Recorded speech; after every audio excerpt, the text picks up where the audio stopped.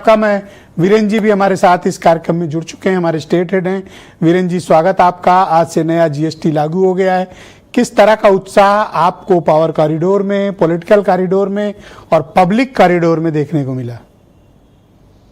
देखिए, चूंकि आज से नवरात्र शुरू हुआ है और देश में शारदीय नवरात्र पे लोग पूजा करते हैं, तो पूजन सामग्री और घुइयाँ, लौकी, मिर्चा, तेल, सब्जी, ये सब तो अभी महंगे हैं। इस पर कोई जीएसटी का कोई ज़्यादा असर तो आता नहीं है, तो ये सब तो खैर चल रहा है।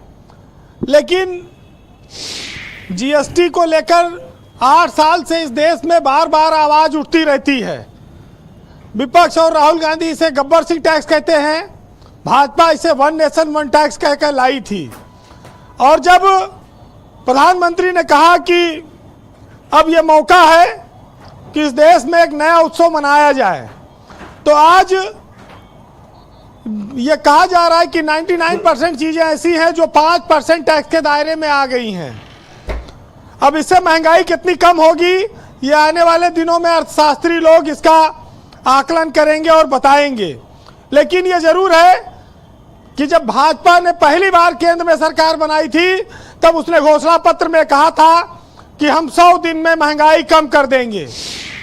अब महंगाई भाजपा की 11वें साल की सरकार है।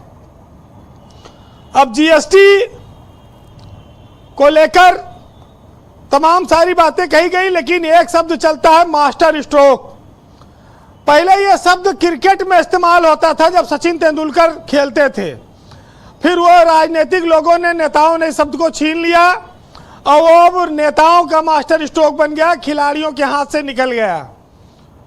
वैसे मोदी इस देश में नए निर्णय, नए परिवर्तन करने के लिए जाने जाते हैं।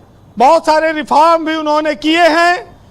खास तौर से इस देश में स्वच्छता के प्रति जागरूक करना लोगों को और शहरों को स्वच्छ बनाने में मोदी सरकार का बहुत बड़ा योगदान है। और इसके अलावा जनधन खाता रहा हो, चाहे आयुष्मान कार्ड से गरीबों का इलाज का मामला है, चाहे महिलाओं को फ्री सिलेंडर उपलब्ध कराना है, गरीबों को राशन देना है, मोदी सरकार ने बहुत सारी लोकप्रिय काम किए हैं। लेकिन आप 1000 अच्छा काम करो और एक काम खराब हो गया तो फिर उसको सुनने के लिए आपको तैयार रहना पड़ेगा।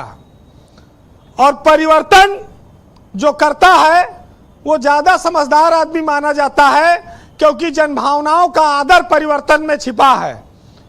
ये जरूर है कि बहुत हुई महंगाई की मार, अब की पेट्रोल डीजल इतना पार वाला जो नारा था वो आज तक पूरा नहीं हो पाया। हम लोग ये उम्मीद करते हैं कि पेट्रोल डीजल अगर सस्ता हो तो महंगाई अपने आप कम हो जाएगी। ये भी एक बहुत बड़ा फैक्टर है महंगाई के पीछे, चूंकि ढुलाई में बहुत ज़्यादा तेल इस्तेमाल होता है। वैसे ब्रजेश जी, अपने यहाँ कहा जाता है जेकरे जेब में भरपूर रुपया है ओकरे लिए ना कोई टैक्स ना फैक्स। वो अपना खरीदने की क्षमता रखता है, ले आता है, वो सब उलझनों में, विवादों में कहाँ पड़ता है। असली प्रभाव तो गरीब आदमी पर, मध्यम वर्ग पर पड़ता है, और उसके लिए हम चर्चा करते हैं। और इसीलिए एक पिक्चर में गाना आ गया था एक बार कि सखी सैया खूब कमात है लेकिन महंगाई डायन खाए जात है। वो गाना बड़ा लोकप्रिय हुआ। तो आप ये कह सकते हैं कि लोकतांत्रिक सिस्टम में सरकारें कल्याणकारी अवधारणा से सत्ता में आती हैं, बहुत सारे वो टैक्स लगाती हैं, बहुत सारी योजनाएं पर सब्सिडी देती हैं।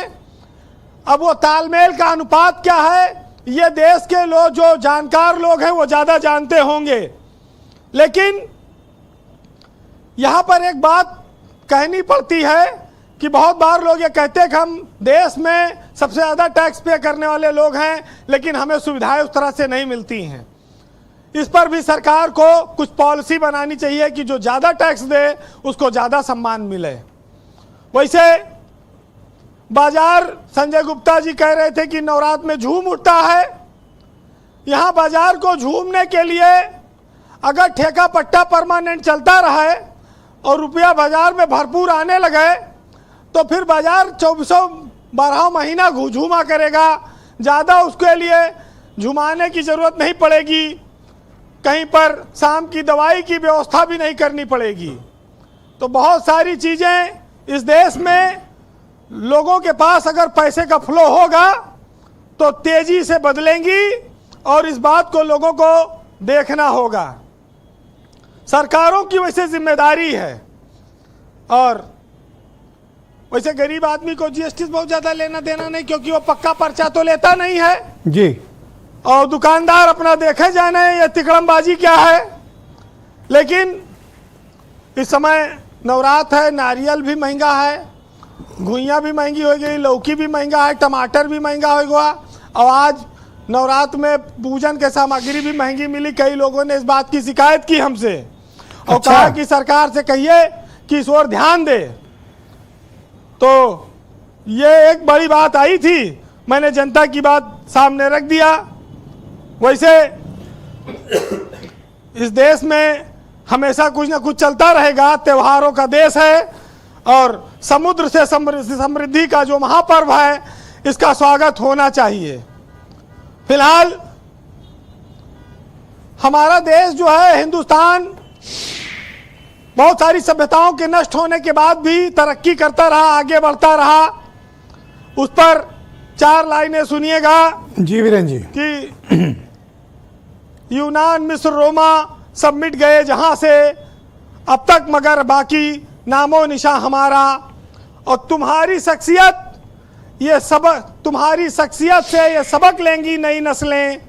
वही मंजिल पर पहुंचा है जो अपने पांव चलता है, और डुबो देता है कोई नाम तक भी खानदानों का, और किसी के नाम से पूरा गांव चलता है। वाह वीरेन जी वाह, बहुत शुक्रिया आपका, बहुत बहुत धन्यवाद। आम आदमी